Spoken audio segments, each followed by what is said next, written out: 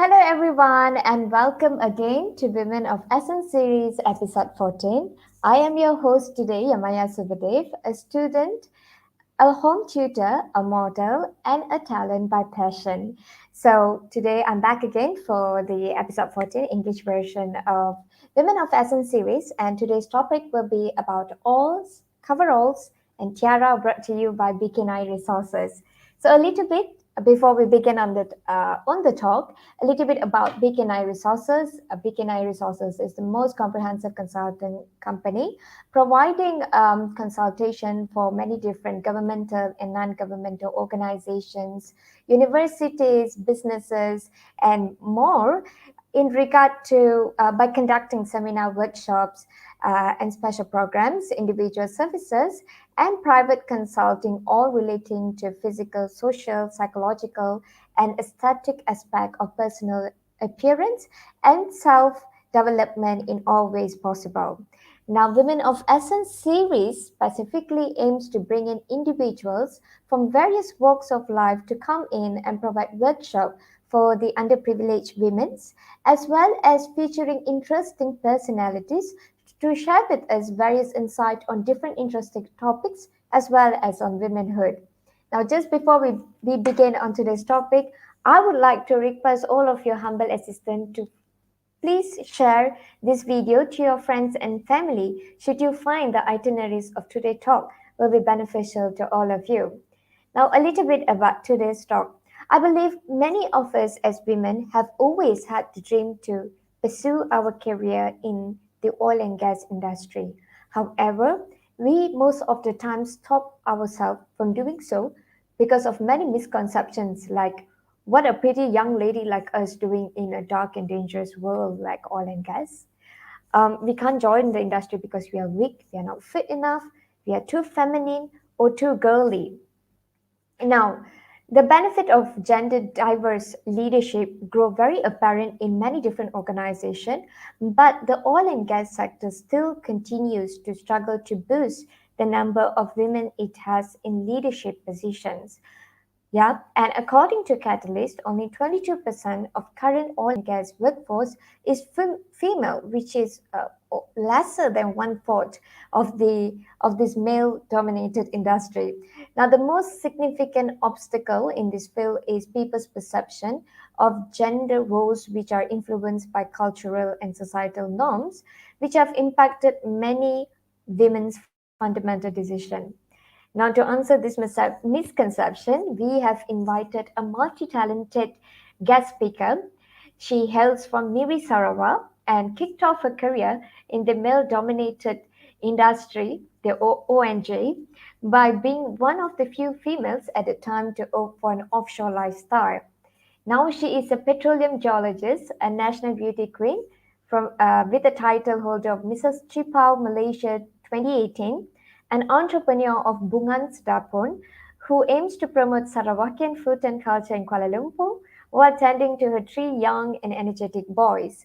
When not working the long, grueling days as a geologist, she enjoys modeling, playing her musical instrument, and of course creating awareness of a Sibab culture as well as devoted her time to motivate the younger Orang Ulu generation to strive for their dreams. Now, please allow me to welcome Miss Esther Michael to our platform.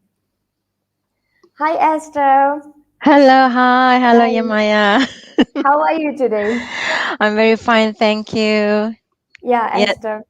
So glad to know that you're doing well, and thank you for being with us today during the weekend. And I'm truly, I was just giving a brief introduction about you just a short while ago, and maybe Esther, we could kick off with a little introduction from you yourself, in regarding about what you do, and as well the interesting part to know about your Sivap culture to our ah, viewers today. all right. First of all, I would say thank you to BK Nice Resources and also to you, Yamaya, for inviting me. It's such an honor to actually be here and actually to share my experience to you. So basically, when Yamaya contacted me, I was a bit mixed perception what she wants from myself. Because you know, when people look for you, it's either about money, about it, but, Yes. okay, it's about Yes. sharing. Fine, I'm okay with that.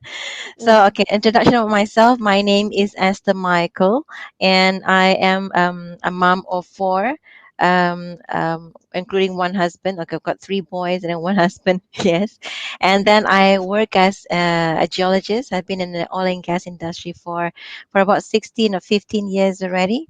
I love scuba diving. I love playing music.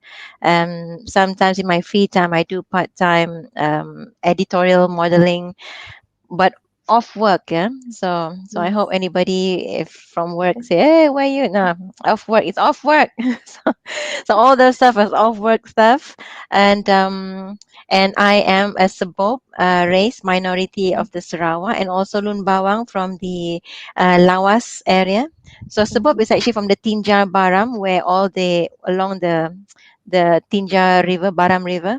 So Yeah. if to get there, usually it takes about 5 hours to go by 4x4, and likewise also Lawas, Long Smadho is also by 4x4. Nowadays it's a bit easier to get there compared to before. Before last time, I think it's gonna be by long boat, few hours, very tiring. So we didn't like it, but now it's better actually to get there. So there's a That's little what. bit of myself. Yeah. So this one you see what I'm wearing is actually a necklace from my tribe. That's amazing. I'm actually very excited to know about the culture in regarding the Siwap culture. When you first told me, mentioned it, your introduction, I was like, wow. Because as far as I know, there's at least about 27 tribal ethnicity of Sarawakians, if I'm not mistaken. No, more than that. To more than that. Yeah, Okay, okay. even mine, like say mine is I'm from a Sabop minority from the Kenya. So under Kenya, there are few more under. So we are one of the minorities. So sometimes in Sarawak itself, not many people know us Sabop. What? So I would like to educate people that about the existence of our people as well. You know. That's incredible. In fact, even I got to know when you just have mentioned, and I went to search what is this, and it was one of the many ethnicity. Wow, it's incredible to know, and thank you so much for the wonderful introduction, Esther. Maybe we'll move on next to our next question in regarding to how did you begin your career as a petroleum geologist, and what do you do as a geologist in the ONG industry? Mm-hmm. I think okay, 16 years ago when I was born, no lah. When before I graduated actually, so I started sending CVs right to all Mm-hmm. the oil and gas companies, but knowing my result isn't so really good, I Mm-hmm. just sent it off, and then I started off as a mud logger in a mud logging company, and Yeah. just less than a few years over there, then I moved to Petronas, about 8 years over there. I moved to another company again, which is Talisman and Repsol. So I've been moving from company to company, and then currently I am with another company. I gonna say the name. So basically, That's moving nice. from one to another, and then that is where you actually grow to be, to get more experience, and to be, yeah, to be more expertise in what you're doing. So basically, when you join in the very beginning, it was definitely, of course, an offshore job, which Mhm, is very rare lah, female at that time, right? Not many mhm, women go there, but especially in my when I first started, I was clearly being told that I'm going to be the lab rat for that. Okay, there's no female there's no women in that mud logging company having being taken or being hired.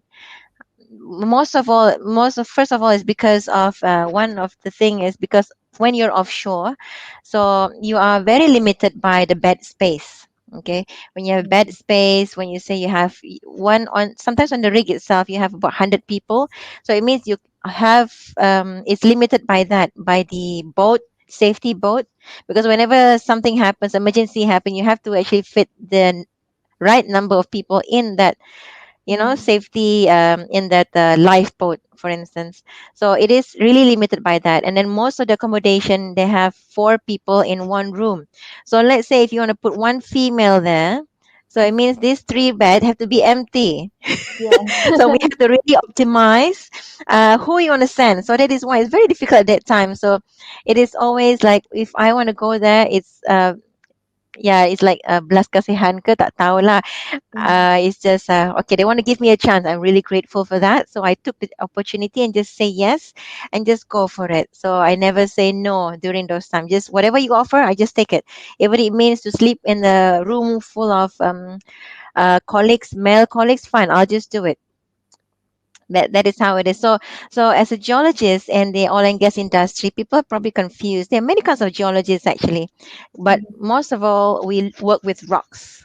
So in the oil and gas, it's about working with the oil and gas, looking for rocks that has the oil and gas in it.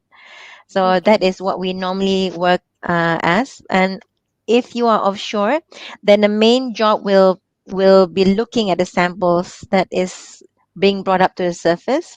So whenever all these rocks is being drilled and crushed, being brought up to the surface, and you look at it, okay, there's oil here, there's not, this is sand, this is clay, Mm-hmm. so, and then there are many kind of interpretation that brings you to your conclusion after that. So Mm-hmm. basically, to decide whether there is a hydrocarbon or not down there, it depends on the eyes of the geologist, and also in town when we look at all those indication, the logs when we drill. So there are many functions actually. I hope I'm not confusing you, Yamaya. No, no. I was actually in overwhelmed with the amount of job that you do as a geologist, and in fact, the starting part that you told me on how being as a woman and working with all the men, having to choose the cabin space and all, you have taken that challenge. So just maybe a little question, just before you actually went into the field and saw all of that. Now, how did you secure yourself that position? Did you actually had a basic, maybe a foresight by someone else who have told you how the experience would be like? Did you actually knew what you had to expect from the industry before stepping into this career? Nope. No, you know how, when I was very young, I was so naive. I didn't know. So I asked my mom, Mom, what should I get in university? Mhm, Should I take this engineering? Because you know why? Those time in at school, I'm very exposed to the only occupation I know is teacher, lawyer, doctor, engineer. That's all. Geologist, I have never heard of that, even though Miri is oil and gas town. But mhm, it's just that my mother was saying, oh, I heard this is good. You know what? What is it? I don't know. I heard it says it's a good job, good money and stuff. I said, oh really? Okay, just go for it. I applied for it and I got it.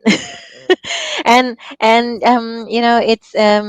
it's I don't know. Maybe it's a blessing actually, because from there then I started to grow and know. I think this, I mean, God knows what I want. So mhm, he's put me there, and then actually grow into something which is well, expert specialized in that field. So and I didn't actually, I wasn't aware of this, what I got myself into. Even when I got offshore the other day, I got to the interview. I said, hey, do you know what is this all about? I know it's about rocks. Yes. There's no shopping. I know there's no shopping. There's you're gonna stay there for a month. Yes, I know. You know what it's all about? I think I know. So before you fly offshore, I don't know why there's no training. So it's basically learning on the job itself, practical on mhm, the job itself, and it was interesting. So I have to admit that I actually started from really, really zero, and you learn from there. But you have to be aware that when you're offshore, there's no such thing as woman power and stuff like that. Because why? Because safety is always very important. You do not have to prove yourself, especially when you're new. There are mhm, few times I've been caught not following the safety rules. It's very difficult. It's very unsafe actually. So that is where you have to be. You have to really take care of each other on the rig. If you see your friend doing something which is not right, it's not about kepo, but you say, okay, stop that, stop that. It's not right. Because you have to be looking after each other, because it's always known that you cut somebody's finger. If you're not careful, you cut this, you cut that, lots of unfortunate stuff if you're not careful. But I mhm, think the industry right now is being really strict about that. even going down the staircase with handphone is a no-no, because you might trip and then I don't know what's going to happen, you know. Yes. So yeah. That's amazing to know a little bit about the industry. This is actually my upcoming question, but I'll move on next.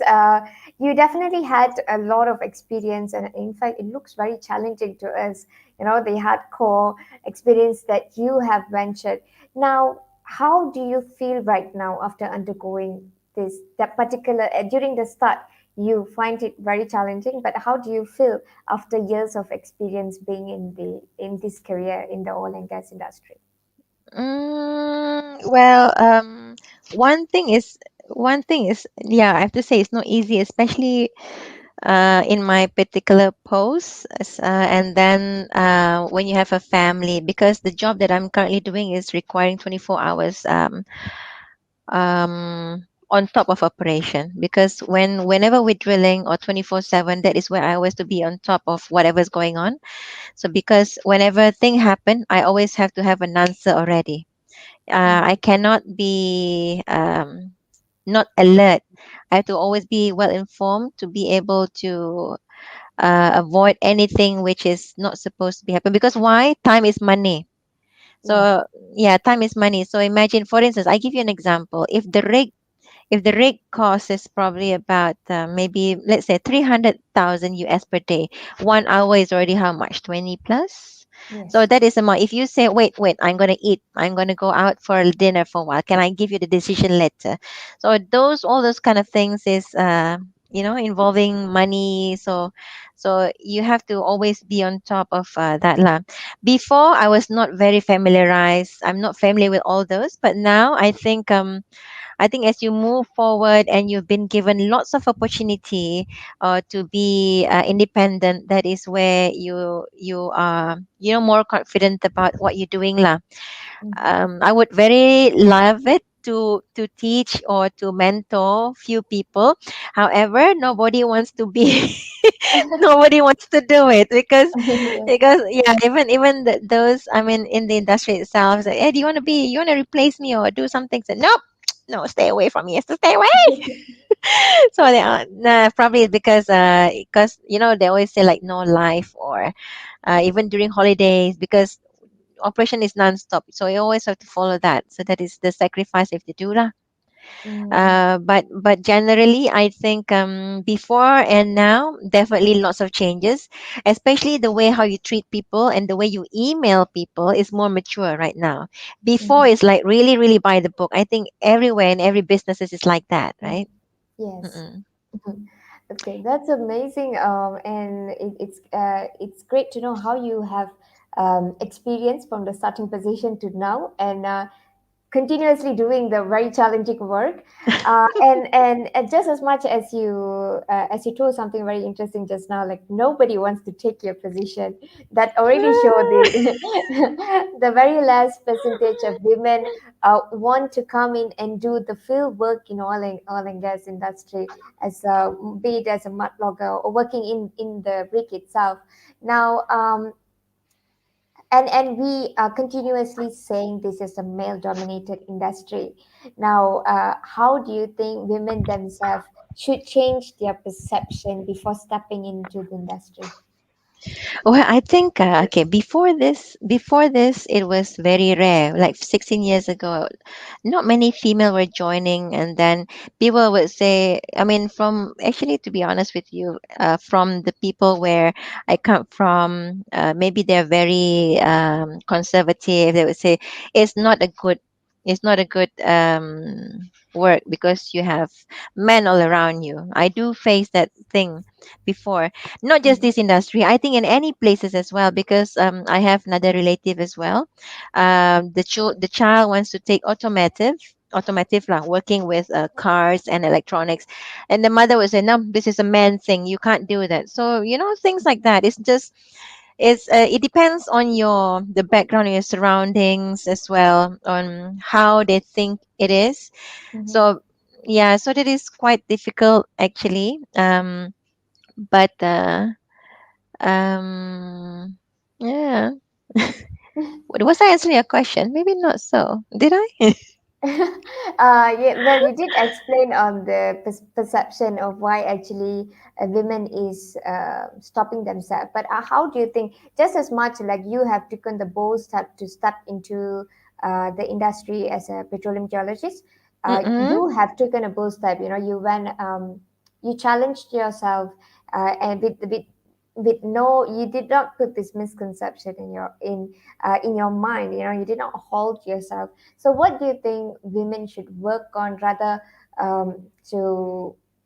to see things differently, or make maybe Ah. look things in a different perspective? You know, and so that they just don't get attracted to the high paying check, but rather be mentally Mm-mm. prepared for what they have to confront for the amount of high paying check they require. Well, okay. First of all, not I think not all is high paying check like this. Some other companies, Yes. different companies, different roles, different paycheck. But generally, for you don't say no whenever the opportunity is in front of you, especially when you're new timer. Do not say no. Just take it. Take whatever opportunity that is in front of you. Take it now, and then later is another story. Okay, because later will be another thing. Now you do it, and then if you have another offer next time, fine. You just go for it. But how to actually go with it would be just you don't have to try hard saying that you're a woman that you want to do it. Just do as your best because there's no use. There's some people trying to champagne like with women, women, women. But it's not about that. It's about your capability. Just show that you are capable or worth it. Talk less, work more. It's Talk really less, work more. less, work Yeah. more. Don't say that. Oh, I know how to do this. I know how to do it now. It's talk less, work more, and then sometimes people you don't have to say anything. People will know that you are worth it or you're capable. Yeah, just go for it. You don't have to be don't think of it as a challenge which is limiting your capability. Just work around it. Just work around. For instance, like me, oh, I have to sleep in the room filled with three men. What I'm gonna do about it? Okay, just not be in the room, or maybe just close my curtains. Just talk to them as normal. It depends how you bring yourself. It's really in how you bring yourself, present yourself to the rest. You have to act professional. That is how I see it. No, no flirty, flirty. Be professional and then be strong, be firm with what you do. Mm. Okay, that's an amazing advice, especially for those who are looking forward to stepping. Now, another thing that interests me, Miss Esther, is that you have been pursuing your passion in the modeling as a pageant model as well. So, when did you begin pursuing in this particular field as a pageantry model? Well, it's actually starting like 2018. Um, well, it was actually an invitation from a friend. He said, Esther, why don't you join? Why? As usual, like when before, so when somebody asks you, come, like join, and then you said, I'm fat, I'm this, I'm that, I'm here, I'm this. You start to self-critic yourself, which is not healthy. So when I joined into this pageantry and this modeling kind of stuff, then I just challenged myself. Let's do this because all the while I've been always doing this for somebody or work, work, work, work, and I've no time to look after myself. Let's do this. So I forced myself to do to self care and then to improve on maybe my clothes instead of looking like auntie maybe then I could probably look better. But it's actually true because when you look better and you feel better, then your mood is better, your surroundings are also better. When you're happy, then of course you will automatically affect the rest as well. It is infectious, yeah. so Yeah. so when I joined this, it has improved my personality probably tremendously, especially from the confidence level. Before this, it's like the usual mother too busy, kind of perspective, and after that it's always like, no, I can do it. Why not? Why not? Why not? I can. Yes. So basically anything, you have to find time. You might say you don't have the time to do it, but it's the same thing like this. If you have a boyfriend, you said you don't, you even no matter how busy you are, you always find time. Say, okay, okay, I'll make time for you. I'll make time. That is how work is as well. Whatever that you want to do, your pageantry or modeling, you'll find time. 1 or 2 hours like that. So like my work, yeah, the work is 24/7. But whenever there's a small window, I will always say, okay, let's do this now. Let's do this now. So it's always an impromptu. You have to find a small window to make time. That's how it is for me. That's amazing. Amazing how that you divide your time really well, actually, to pursue in one whole two different dimensional field. But the next question will follow up into, because now as working in as a petroleum geologist, you're already doing the hardcore work, getting yourself in the heavy machineries, adapting to the coveralls all day, and the strip hard to toed boots, and now here in the modeling field, it's all about glitz and glamour. So, before stepping into this, did you face any negative criticism, or did you even doubted yourself before you joined the modeling field? Mm, okay, first is that yeah, right now I don't really work with boots now. Mhm, But I can if it's required. Now it's mhm, more towards the land side. mhm. But nowadays I don't go back to offshore that often, or not yet, until it's really needed. But no, I don't. Mm-mm-mm. It's how how would you say? Hmm. Like any negative criticism, anyone have said anything that you might Well, have shared with them? well, the negative criticism would be like saying that, oh, why are you doing this? That you are already having a stable job. Why are you doing something else which is totally different? So Yeah, to me, those kind of critics, um, I mean, because again, it goes back to you, right? What do you want?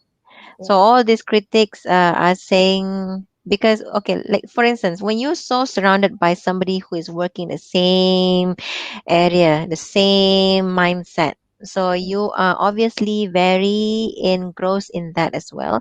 And you think that there's nothing outside of the world that is more interesting, probably. True. So when you get out of that, then it opens your mind towards what is outside. For me, when I step out into the pageantry or the modeling, I learn more about people, because you know how I more concentrate on networking with people, more positive people, because the people that I meet along the way is business people, and they have already created the brand, and I'm very eager to learn on how they actually create their name to be where they are. For instance, like Yeah. Bonsai Nal or Rasta Rashida. So how do they Mhm, create that? There must be some challenges. I want to learn that as well. So when I'm so long in the not oil and gas, when I'm so long working in there will mhm, always be criticism, like saying, no, stop that. No, this not working. What are you doing this for? It's not making money. mhm. You're already very comfortable. How would you know I'm comfortable? Nah. Sometimes it's not about the money. Sometimes it's about you're trying to release your mind doing something else Mhm, different. mhm. Is meeting other people as well, and then doing something different because it sparks creativity. And then when you are meeting other people, then your attitude probably changes. You learn about people lah so much. It's boring lah kalau buat satu benda je kan, satu-satu. Yes, It's quite yes. boring if you do one thing all the time, the same thing. You Mhm. have to do many many things until you say, okay, that's enough. I've had enough of this. Let's do something else again. Mm-mm. So from here, we could understand that Esther, you are very, Miss Esther, you're very adventurous. I could see that you love to Mm. pursue and learn in terms of many things. Yeah, yeah. I actually am an impromptu person, so that Mhm, is probably because on the based on the work itself. So because the mhm, window is very small, okay, can I do now? Now I want to do this now, mhm. or maybe I just pick a guitar now and stuff like that. Sometimes about the page, the time itself is very limited. Back to the question just now, the earlier question that you said about making time. If you want to do something, for instance, when I joined the pageantry in 2018, the Mrs. Mhm. Shipao is actually still very heavily working. So Mm. imagine that when we were going to some event, I have to have somebody driving while I was typing next to her, and then before the catwalk on the stage, on the finals, I have to bring my laptop. Oh, working, working. Oh, my turn. Fine, let's go now. Let's go. So, That's really so impromptu. yeah. So I have to work, and then I have to answer. Oh, this. Oh, we're drilling now. Okay, we have oil. Yeah, fine. Yay. Okay, let's move now. So it's you like I said again, you have to make time for whatever that you want to do, and despite however busy you are, you have to just make time for it. That's amazing. So it's all about going for what we want and to make time for it, not to lament mm, behind that. you always say you have no time, no time, no time. There is time, only you make time for it if you really want it. That's if you Yes. want it, you have time. That's a truly a very good reminder, especially for me too, Yeah, I because then know. sometimes, most of the time, as a youth myself, I think we always have the passion and desire to do many things, but we stop ourselves by complaining. I think that's a very Yeah. good reminder. Thank you so much, Esther. And moving on next will be just a very specific question in regard to pageantry, because in fact, many people who have not joined pageants see pageant as some sort of a platform just promoting beautiful girls, the tall, the pretty ones, and it's all about image and branding of the media, meeting the requirements of image and branding of the medias. Now, what is your personal opinion and take about this? Do you think pageant is just all about that, about Mm, image and branding, or do you think it's something more than just that? maybe during the early days, yes, there. Nowadays, that I think you yourself, you're quite active in the pageantry, and you know that there are many pageants nowadays that is promoting different types of, let's say, cultural based, or like, for instance, like Mrs. Curvy, Miss Plus, and then does not matter what your height is, your ethnicity is, which is a good thing actually, because Mhm. all the while, even before, let's say, I joined into the Mrs. Chipa, I thought, I was I saw nothing. I would think like that. But then when you get to go into pageantry like that, then you realize that it's actually the whole package. Nowadays, pageantry is about the whole package, about I mean, how smart you are, the overall, are you presentable, can you talk, can you be an ambassador to improve yourself. So it is more about that nowadays. On I mean, most of the pageantry are working towards that direction. I'm not Mhm. talking about Miss World or Miss, Miss Universe. That one is a different set of Mhm. category. But I'm Yes. talking because they have already been established a very long time, and they have the criteria. I'm talking about the other pageantry that's starting to build up right now, or have been going on for the past few years. Cultural basis, which is a good thing, because they are actually promoting stuff like, maybe sari, cheongsam, kabaya, Yes. um uh, no body shaming. Okay, lots of people, we are all women, we all have to, every woman is beautiful. There's no Yes. certain criteria that, you're fat, you're ugly. What is that? No, True. no, True. no, no. It's all about the whole overall package. So let's say, for instance, when I do the judging, if I do the judging, when somebody goes on the stage, maybe that person, maybe does not look like Naomi Campbell, okay, for instance, but the aura that that person presents, the positivity, because why, she's always smiling sincerely, and then talking so excitedly, then maybe I like you. So it's all about how you like that person. For me lah, that is, if you ask me, when I look at somebody, and then there's a certain aura about that person, very positive, the way she talks, the way she presents herself, and then maybe for like say catwalk, it can be improved. along the Mm-hmm. way. These things can be improved. I'm talking about the stuff. So pageantry nowadays are working towards the overall package. I think it's important, especially when you need people to be an ambassador for somebody. Maybe not ambassador for your brand, ambassador for your culture, ambassador for your people. There are many pageants that is going towards that direction, which is healthy, I think. So if anybody that wants to go into the pageantry, despite you're a mother or or despite Yeah, whatever it is, please don't think so much. You have to pamper yourself. You are beautiful. You are pretty. I'm sure your kids will tell you the same. So just go for it and don't self critic. Yeah, that's how I see it. that's a very amazing personal opinion that you have, Kevin, in terms of pageant. It's all about being diverse, having a wide, being more optimistic, and it's how the pageantry, in fact, have been more open now, accepting people of all kind of body size, body type. It's it's really more about beauty with brains now, and it's more to your personalities right now, and not in terms of judging. So that's amazing to know. And just before I proceed to my next question, I would love to greet those who have commented and to our viewers who are watching us. Sania Abdul Kadir have said, "Hi Esther from Langit's family." And Ah, Wilfred Simon have sent it, agree, I think, in terms of the pageant. hello, Wilfred and Auntie Sanya.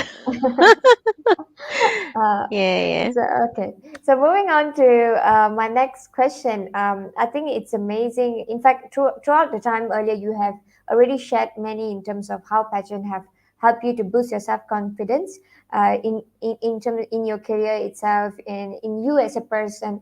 Now, maybe you could share with us more how pageantry have elevated or brought many advantage to you in your career as a petroleum geologist. That means the Esther before stepping into pageant and the Esther now who have undergone the pageant experience and totally a different lady perhaps. So maybe a little more advantage that you could share to our viewers today. Well, I wouldn't say I'm more diva. No, I'm not diva, but it's probably more confident in talking to people. But it's like it's more about likewise lah. The modeling helps me in the geology, and the geology helps me in the modeling. So because in the geology work, I talk to people all the time, to Mhm. contractors, to maybe but lots and lots of people, daily basis. So you organize meetings and stuff. So it helps me a lot in the modeling. So in the modeling itself as well. So it helps me to be probably a better person because last time I was really nasty.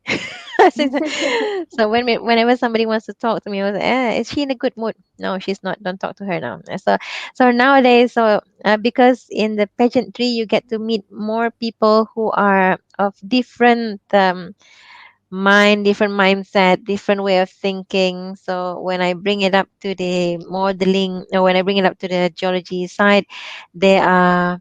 I learn to deal with people more better. But what I know is in both industry is that you have to be kind, you have to be nice, you have to be good to these people because why? You never know that you are going to work together with them next time. You never know that they're going to be your boss. That is a very, very important thing that I learned hard way. So that one Yeah, you hard to.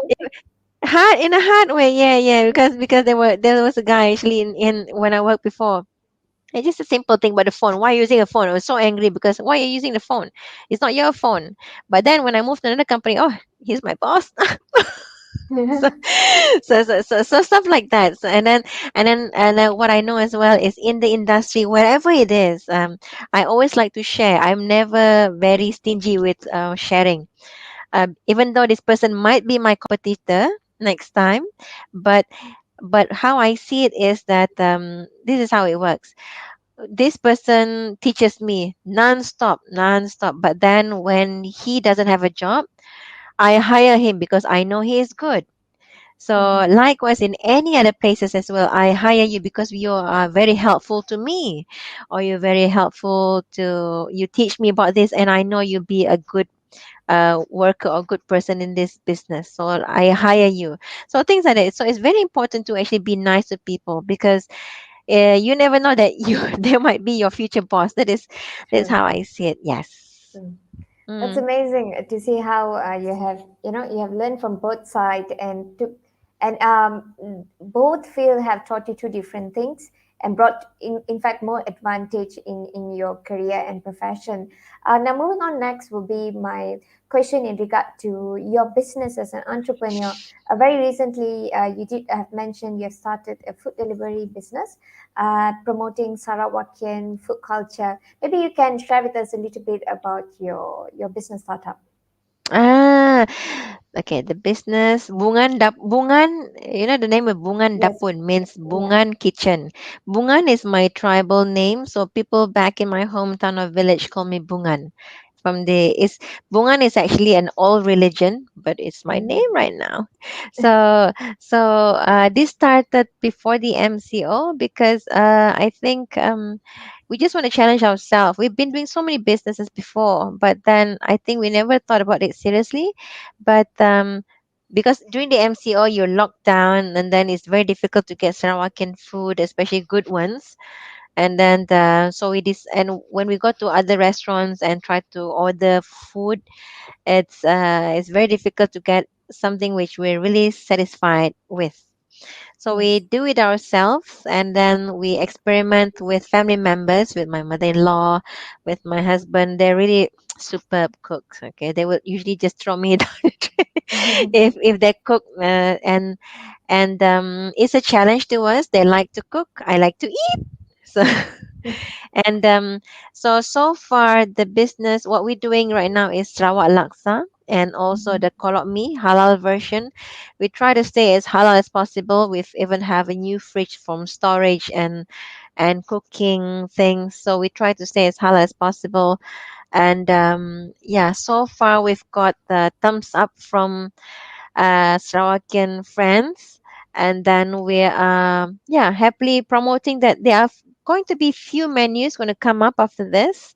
Trying to seek approval and also thumb us up from other Slovakian friends because you know what, especially when you're selling food, right? The one Yeah. thing that keeps me nervous is when my Slovakian friends or Slovak customers are ordering. Ugh, so Mhm. scary. Because they Yeah. they eat it all the time. So Yes. they eat it all the time. So when they say it's not good, then that's it. So when they say it's good, I'm happy. That means there's improvement. Then it's worth it. I can sell it. Mhm. So this one is basically it's a hobby actually. I've not gone into it seriously. It's a hobby. Mhm. I want to see how far it can go, and then I want to see, and also the testing period. It may be a full time next time. I don't know. Maybe when the oil and gas is no more there, or if I just want to get into the kitchen. Yeah, it's I just basically just want to spread this whole Sarawakian food around because especially during MCO, nobody Yes. can go back to Sarawak, right? Yes. Everybody's been saying, Esther, please send it to me.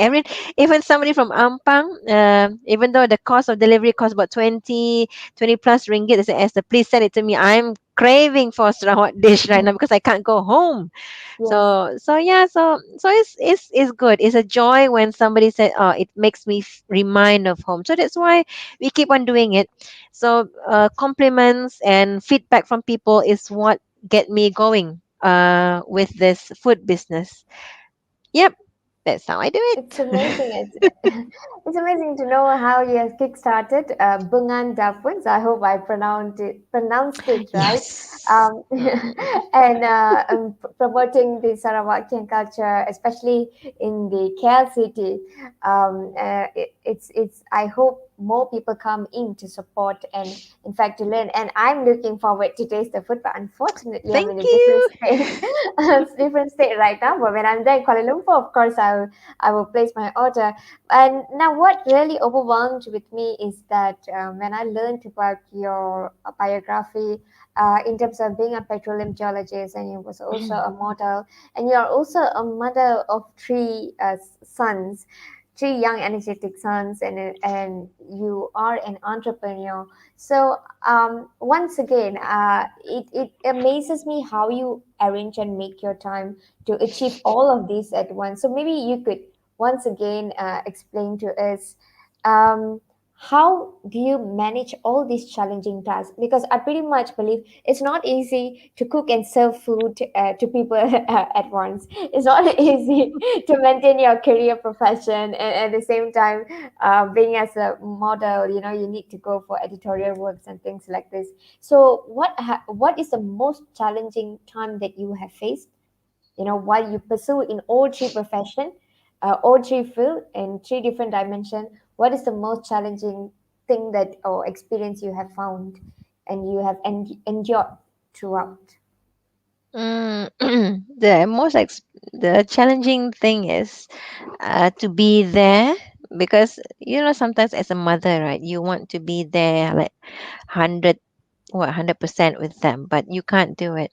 But I think for you to be able to do all what you want to do is important. For me, I'm quite fortunate actually that I have a very strong support system, family support system. I'm very fortunate because yeah, that when I say that, honey, I want to go to photo shoot. Okay, when? This time. Oh, no other question. So even like my mother-in-law, and then the because okay, my mother-in-law right now is staying with me because of the MCO shows, so she couldn't Mhm. fly back. So it's been staying with us for about quite a long time because of the MCO, basically no traveling allowed. So it's quite fortunate. Blessing in disguise. Oh, disguising blessing. Oh, yeah. But Yes. yeah, but she's being really helpful, and but especially the family is being really helpful. So the kids, when they see that I'm quite busy, they would probably they know, they would say, okay, mother's busy right now, so please do not go to her territory. But yeah, I think it all goes back to the family system. And but still, you have to actually spend time with each of this criteria. Let's say the work, your passion, your family. You cannot, there's no way you can find time or spend time 100% with them, all three. No, Yeah. cannot. So you have to spend time. When there's a little window, then you fit them in. When there's a little window, you fit them in. Let's say, for instance, like when we're doing live right now, we're Yeah. supposed to be working, huh? so, so I'll be like fully pop on the work after this, after I finish this interview. Yeah. like to catch up, or to to fill up like that. So Yeah. there's a give and take. There's a give and take in that lah. That Yes. is that is how I see it. That's Mm. amazing, amazing on how you manage your time to cope up with all three, or all of your profession. You are definitely a lady of multitasking, and you represent. You are definitely an epitome of a women. I would Mm-mm. say that, and of Mm-mm. course, many of them are agreeing with me. We have. Um, Ah, Elizabeth Chin, who's saying, I'm watching too. Lucy Chin, I yeah. put a thumbs up. Michael Sabang, Esther, really proud of you. It's my dad. Appreciate the nice interview. Yeah, Yeah, Abhishek is from the rig, so he's actually watching from the rig right now. So yeah, amazing, he's amazing. also being really helpful. So whenever that I want to go off for bed, as you sleep now, I will look after this. So there's always, you have to have a good support system around you to be able to live and to breathe To live and to breathe. Yeah, and to it's enjoy the things. Yeah. yes, it's Mm-mm. it's truly very inspirational, Esther. And I think I had all the questions that I wanted to ask, but a little bit about how what is your piece of advice would you like to give? Because I think in your introduction you have to wrote to me that your main goal is to create awareness to the Orang Ulu tribe into continuously striving their dreams, and you have definitely proved it with every of the steps you are taking in every of your endeavors. And to right now, to be a successful mom and an entrepreneur, as well as a model and a petroleum geologist. So what is your piece of advice would you love to share to your tribe, to the Orang Ulu, and as well as to all the audience? What can they learn? or what they can do for themselves to achieve their dreams that they aspire. First of all, not just to the orang ulu, but to Mm, everybody. I think do not be choosy. I think mhm, you do not what I say. Don't don't limit yourself. Always say yes. Always go and always be the pioneer in it. You know mhm. that is the most important thing. If nobody do it, just do it because you might be the starting point of something big. That is always my objective. If nobody do it, then you do it. And then because there's always sometimes it is normal when you start something, people will always criticize saying that, oh, this you're not good, blah blah blah, this is not good. But then when you go forward and you move forward, then people will, oh, okay, it actually works. So the best revenge is always to show that you're successful in it. And Yes, like I said again, don't think too much about what people say. If that is what you like to do, if let's say you like automotive or you like to do engineering, just go for it. Despite what people say. If people say this is a man's thing, no, there's no such thing, darling. No, no, no. I So love the way you say it. yeah, don't be choosy about your work. Whatever it Yeah. is, if it says that, oh, Esther, I'm gonna pay you about 3 ringgit per hour, you're gonna take it. Yes, I'm gonna take it. Because why? Mhm. Experience is what matters. So Yes. nobody's gonna hire somebody with your empty CV. So Mhm. you have to break the ice, put something in your CV, whatever experience it is. It the shopkeeper or whatever. For me, I took the job about 60 ringgit per day. Fine, I'll take it. It's not like Mhm. serious, but then you move to something else. Yes. You never know where you're going to end up. Okay, because it's all about how you bring yourself, how active you are in searching for experience itself. Mhm. And then do not limit yourself. You can do it. If I can do it, why can't you do it? I mean, it's not just about me. I think there are many people who are also quite successful in achieving the dreams. Yes. So sometimes people may be limited, saying that they do not have any money, but there's always a way. There's always a way. Yeah, there's for instance, like yeah, I don't have any money, then I sell this. Hey, I even clean people's houses before. I clean people's houses. I work in hotels just to get money. Is that your parents are probably not making much. Mhm. So you seek the extra income. There's always a way, whether how bad you want to look for it. Scholarships, financial assistance from other bodies, there are. You have to just look for it and not wait for it. And then whether you want to take it, because why? Let me tell you an experience one, Yamaya. Yeah. Sure. There is one more. There's somebody that I'm quite sad about actually. From my village. She's actually quite good in her results, but Mhm. then because the university is in Peninsula Malaysia, Mhm. they do not let her come over. So she had to reject that offer and work in Miri instead. For instance, like that. So things like this are limitations. You have to. I'm not talking about the the child itself. I'm talking about the parents itself have to change the mindset.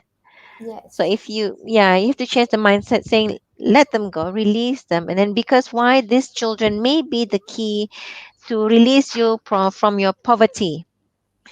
Okay, this may be because your child may be the spark of something else better. Yes. The limitation is, oh, don't do this, don't do that because it's far, it's quite far, it's so dangerous. Ugh, come on, it's I know it's difficult, but you have to let go. And also there are ways. Maybe there's a relative out there, maybe there's something you can visit, but don't say no, because once you say no, it already closes the door to that. Yes. Yeah, did I just sound That so you have emotional about carried that? me. No, no. It's true. It's true. I totally agree.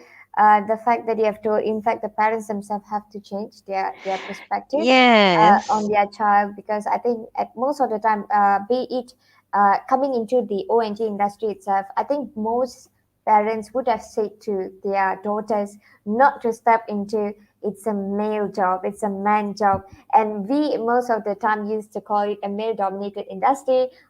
why we ourselves stop ourselves from stepping into, which is also being supported in many articles. It's in fact it's the perspective in itself that we need to change. So I think it's very important that you have mentioned about it, and also that the fact that you have said that we need to come up from our barriers by changing our conception. I think that's a very great takeaway. And also, there's a few compliments coming in from the audience from Samuel Daring. Ah, I'm very proud of you, Esther. Proud of you, Khalid. I hope I pronounced it right. Yeah. yeah, Kanid is relative. All right. Amazing. Yeah, Amazing. support us. Thank you all.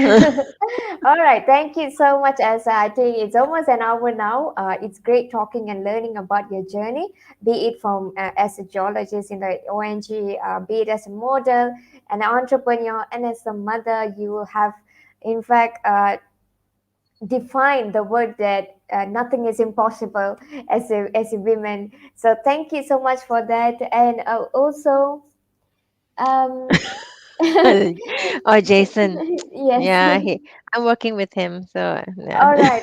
Okay. All right. Okay, then with that, thank you so much to my dear audience who have stayed with us until towards the end of this session. Please do share this video to your friends and family. Should it inspire any upcoming youths and women who plan to join in, and in fact join in the ONG industry, or in other words aim to achieve their dreams, this is one way they could gain some motivation. So, with that, I would love to end the session. Thank you so much, Esther. Is there any last word would you love to tell to our audiences? Thank you so much for having me, and also thank you to the audiences. But if you have any, I mean, if the audiences have any questions, I mean, you just feel free to just Facebook, I mean, personal message me on Facebook and stuff like that. Or if you need any drain or drilling to your children, let me know. That's amazing, amazing. So, to dear parents, you could always hit up to Esther Michael's FB page. In fact, the description have been included in the description of this live session. So, feel free to follow her. And with that, thank you, everyone. Have a good night and happy weekend.